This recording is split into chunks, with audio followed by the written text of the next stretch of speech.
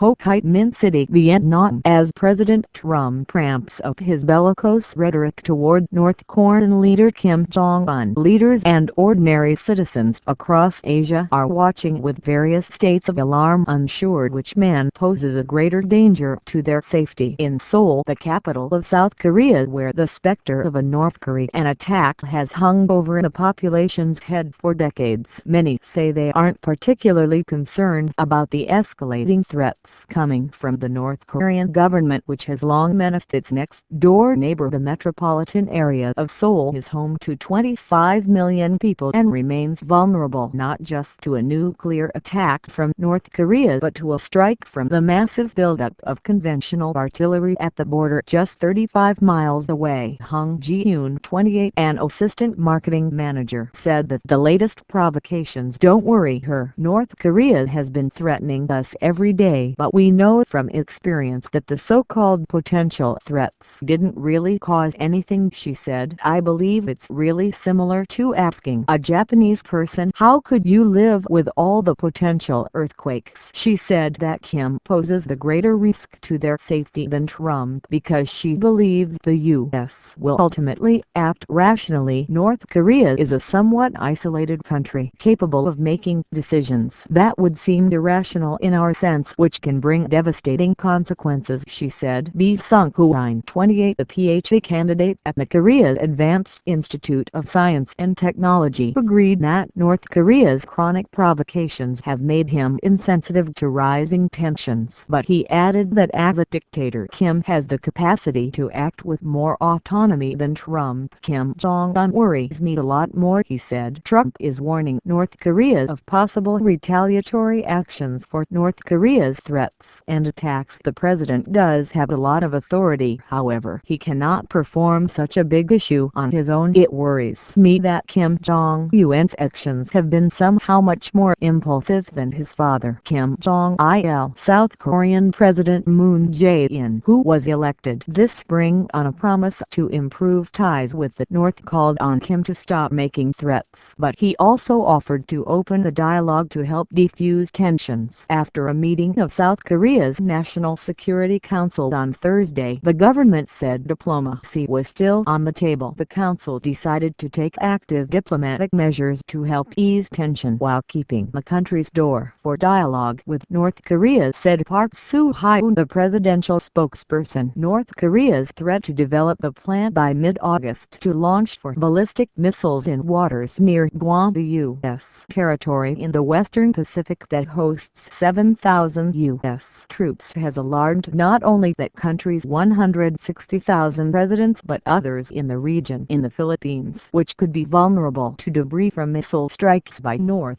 Korea towards Guam, many residents are watching the situation with concern. Rosanna Vermisa, 47, a homemaker in Manila, said she is worried about the possibility of missiles falling into the Philippines and accused Trump and Kim of escalating the danger of conflict. Kim scares me more, she said. I don't think he understands the repercussions of all that posturing and the threats he's made all this time. He cannot take criticism, and he seems to be confined to his own little bubble. Mr. Trump's lack of diplomacy makes it worse. Loose cannon and loose mouth. Nobody wins. Alvin Yana, a consultant for an international development aid group in Davao, the city on the southern island of Mindanao, places the blame squarely on Trump for raising the temperature level. Trump's immature bullying against North Korea, triggered by such a sick mind, could kill millions in so many innocent countries, including the Philippines, he said. I hope the U.S. Congress removes him from office. Dina Libunao, 48, who works in corporate communications for a Philippine airline, also said she is more worried about Trump. I'm not scared of Kim, the one who is all talk yet we know has no real capability of war of more than few days, said Libunao. Be more scared of the U.S. when it takes action. It walks the talk. The Philippines hosted a regional summit last week at which President Rodrigo Duterte warmly welcomed North Korean Foreign Minister Ri Yong-ho, telling him we would be a good dialogue partner. However, the volatile Philippine leader has also called Kim a maniac who simply wants to end the world. Japan deployed its Patriot missile defense system at various points around the country on Saturday, just days after warning that its military military could shoot down missiles fired from North Korea towards Guam during a session of Japan's parliament Thursday. Defense Minister Tsunori Onodera said that an attack against Guam would be considered an existential threat to Japan, which has a mutual defense agreement with the United States. China has found itself the target of verbal jabs by Trump for failing to do more to contain the North Korean threat, but the Beijing government, Kim's chief political ally and economic lifeline, is urging the U.S. president to tone down his rhetoric. President Xi Jinping urged Trump in a phone call Saturday to avoid words and deeds that would exacerbate the already tense situation on the Korean peninsula. Chinese state television CCTV reported. China's Global Times, the state-run newspaper, said in an editorial that China would remain neutral if North Korea attacked first, but not if the U.S. started a conflict. If the U.S. and South Korea carry out strikes and try to overthrow the North Korean